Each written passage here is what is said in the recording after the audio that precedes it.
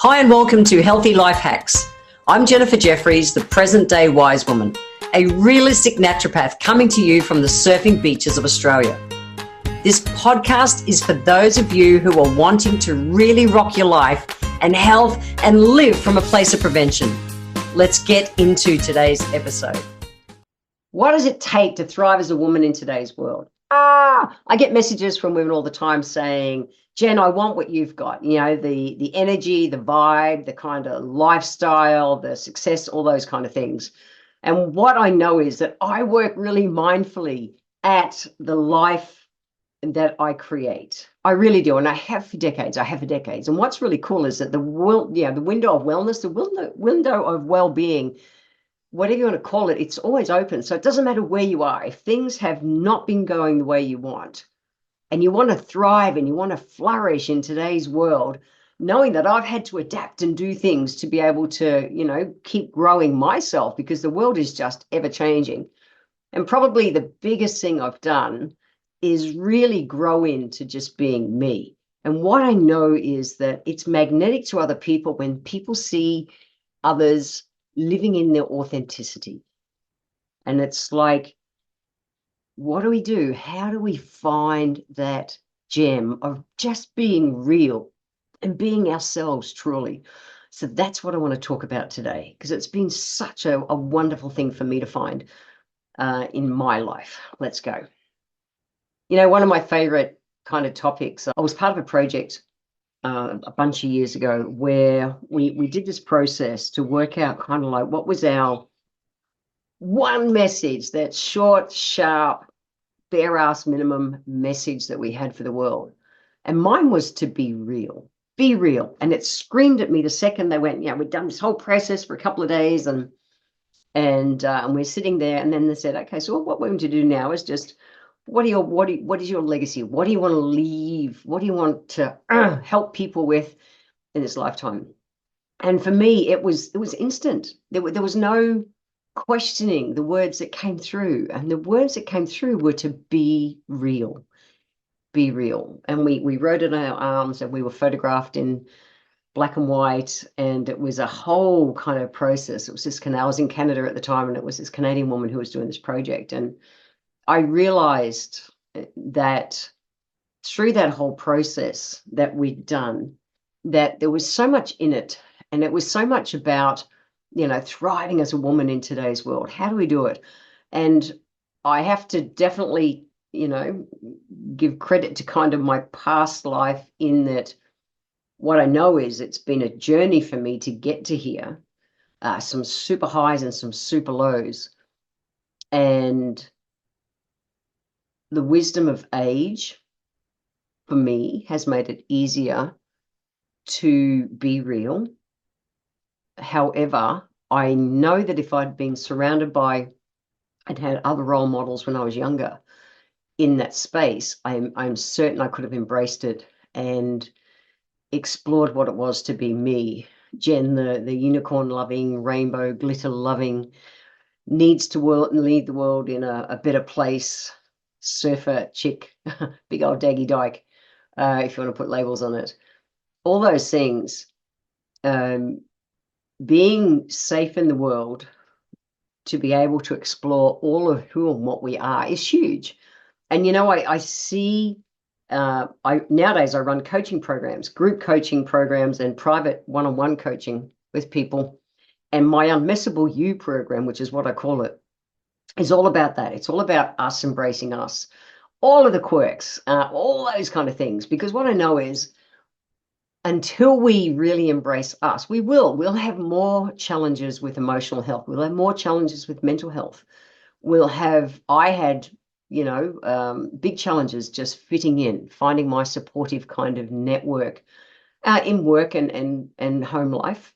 And all of that, how we do one thing influences everything. So I know it influenced my success. It influenced my finances. It influenced my sense of security. It influenced my physical well-being and how I cared for myself. It influenced how I talk to myself.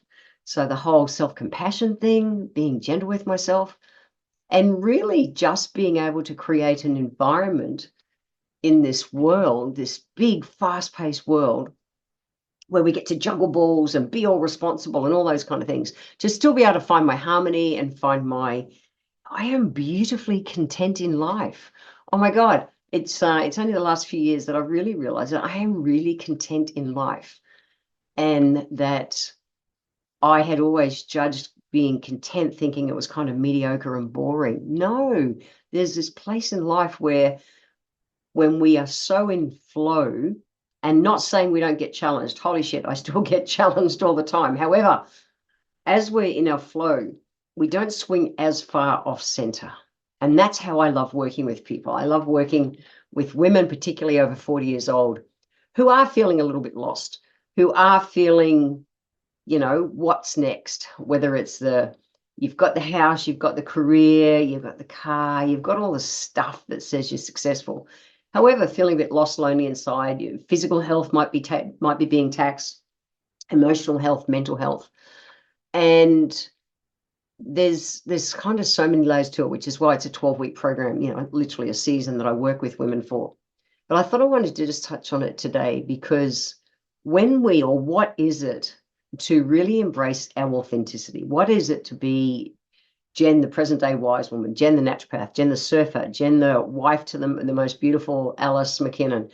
What is it to be me? It means it's living authentically to myself. It's knowing my values in life. It's understanding those values and honoring and living to what truly matters to me. So I have a deep need in me to leave the world a better place. I have a deep need to keep everyone on the planet feeling safe and loved, which is an impossible fucking task. However, I absolutely hold space and mindfully live a life to be able to do what I can to help those that I can. And what I know is that the more I embrace me, the more I am just comfortable being me, the more empowered I am to keep making decisions that are good for me and help keep building on those levels of confidence, to keep exploring and moving those walls that help me find true happiness and at the same time growth, because I know that if we're not growing, we're dying, the same as a tree, a plant. They're constantly growing, they're shedding leaves, growing more, and we're exactly the same. So I do just a handful of things that mindfully to really help me embrace and keep living into my authenticity. That's a big word to say. So the first one is to look at who we surround ourselves with, because I know if we've got, I've got my girl gang of surfer girls that I hang around with, and they're so important for my mental health. On a Saturday morning, we go surfing, and it's an absolute not negotiable. It is not negotiable. For some people, it's like church. It's if I'm going to be away the next couple of weeks, I'm teaching over in China and Mongolia, but when I'm back, whenever I'm on the Goldie, it's a not negotiable. And I tap into our group, and I'm active in our group, in our chat that we have, so that I'm always staying engaged with them. We need our girl gangs. I realized that when I was younger, I never realized the importance of women having women friends and men having men friends. We need to have that supportive network. So first thing I encourage you to do is to find your girl gang. And if you haven't got one, like I didn't have for decades, I've only had my girl gang in the last 10 years. If you don't, think about what you love doing in your downtime, and think about the kind of vibe and that of the people that you want to be around. I want to be around people who are going to call me on my bullshit. I want to be around people who are going to lift me up and celebrate all the little wins and cheer me on, so that I'll keep striving and keep going. And at the same time, to just nurture me if I'm having a delicate time. Our Saturday surf is a mental health surf, and it's we come together to check in on each other. And that's so precious to me that I have, my girl gang for that. So think about ways that you can find a network. And if you're scared, if there's something established that you want to become part of, what I do, I go to anywhere, whether it's a business meeting or anything social or that. I look for the person who's standing in the room on their own, and I walk up to them and I'll just go, hey, I've got no one to talk to. Can I talk to you? And I have made fucking epic friends out of doing that. So that's how I break into places, because I am the shy kid, and it's a big mental stretch and emotional stretch for me to walk up to strangers, especially in those group kind of settings. I find it quite intimidating, which a lot of people don't believe, but it's the truth. And so I'll do that. So one is to have your supportive kind of community. Number two is what are you doing on a daily basis to really keep your brain dialed in to, again, what you want. What I know is that everything that we digest, assimilate, then and eliminate gives us what is happening in our life. And as naturopaths, we talk about your context, how everything external influences our internal, and internal influences our external. And so I am so mindful of what I put into my brain of a time. I don't mindlessly watch shit. I don't watch horror. I don't watch extreme violence kind of movies. I'm very careful about that kind of stuff that I put into my consciousness. I love a bit of, Alice and I call it fairy floss kind of movies, even things on Netflix every now and then, like, Bridgerton, which is just pure delight, pure joy, and so simple. It really is. It's just nourishing to the soul. I don't want to traumatize. I grew up in trauma. I just don't want to keep putting myself in that. My soul doesn't need to be tortured anymore in life. It just doesn't. So I'm aware of what I put in. So what books I read, stuff I watch on TV, people I surround myself, podcasts I listen to, the music I listen to, all those kind of things. I'm really aware of everything I put around externally. I'm aware, number three, is of what I physically feed my body. So, nurturing foods. And I was raised on, we were really poor. So I was raised on offal, and mum would cook, the cabbage and the carrots and the potatoes all in the same pot, cook them for the same length of time with a handful of salt. She did her best. She did her best. But boy, it lacked a lot. And I will pay anything for good food nowadays. I will. I want something nutritious, close to nature. The majority of the time, I still enjoy the fun foods. However, I'm mindful of what I do 80% of the time, which is what my new book, Fuck the Stress, is all about. All the things to do 80% of the time. The bare ass minimum, including what we feed ourselves. So I am aware of buying good quality food to nourish my body. That's one. The next one I know I do that is not negotiable is my sleep. It just helps me. It helps me. We have the window of tolerance, which is where, if you have a good night's sleep, for instance, we have a window of tolerance where we can deal with shit better. And so thriving as a woman in today's world, there is so much going on, and it's even more important to get good rest. And rest isn't just sleep. Sleep, I know my adrenal glands physically need between 7 and 9 hours sleep a night to recharge. I know I operate really well on about 7.5. And so I know the discipline of going to bed early serves me. I like to be asleep by 9. I'm going to be in Asia for the next 2 weeks, where it's naturally a later culture. And I love that my team that I work with over there respect my choice, that I still work to my time schedule, because I want to be able to give them everything I can when I'm working with them of a day. And so they respect my choice to not be the big night owl that some of them choose to do. And it's only my... Have you ever wondered how your life could have been different if you'd had access to this type of content at a younger age? Look, this is why I need your help. I'm working to build the #1 platform that gives real and easy to integrate healthy life hacks and mindset to help you get well and stay well. This show only grows by word of mouth and new subscribers. It would mean the world to me if you could click the subscribe button right now, leave a 5-star written review, or drop a comment below. Share this episode with a friend and I would be forever grateful. Now, let's get back to this week's episode. Embracing my authenticity that allows me to say that. So it's being true to myself. My value is, I value my health. I know physically, emotionally, and mental health, and I know the importance for me of sleep. And so because I'm so certain, and just grounded in that certainty, I'm able to say, oh, cool, guys. It works for me to be able to, to eat earlier. I'm really happy to eat separately if I need. So that I can get, I can follow a routine 5 or 6 days a week that works for me. I'll come out and play with you guys on the last night of the course or whatever it is. However, 5, 6 nights a week, I like to keep my routine so I can give you my best when we're working of a day. So my certainty that that's important to me, it's a true value in me, and respecting myself allows me to stay true to me, which is what authentic is, and be real and just not emotional, no drama, no nothing, just state the facts and say, this guys is what works for me, let's go for it. And it works. So if I was just being like out of my head, speaking out of my head and not speaking out of my heart, and not being real, because those emotions that just run amok in our head sometimes, they will get triggered, they won't get hurt, you won't get heard. And so when we speak from our heart, we speak our truth. So I can stand in that, and without having to justify or any of those kind of things. Why? And at the same time, they feel loved and supported and respected and everything as well. So that works for me. Not sure what works for you, but that works for me. I just won't sell myself out on that kind of stuff, because I know how important it is to my health on all levels. And probably the last one with embracing authenticity is to get uncomfortable. I've been an out gay woman for, I am 63. I came out at 17. So for 47 years, I've been an out gay woman. And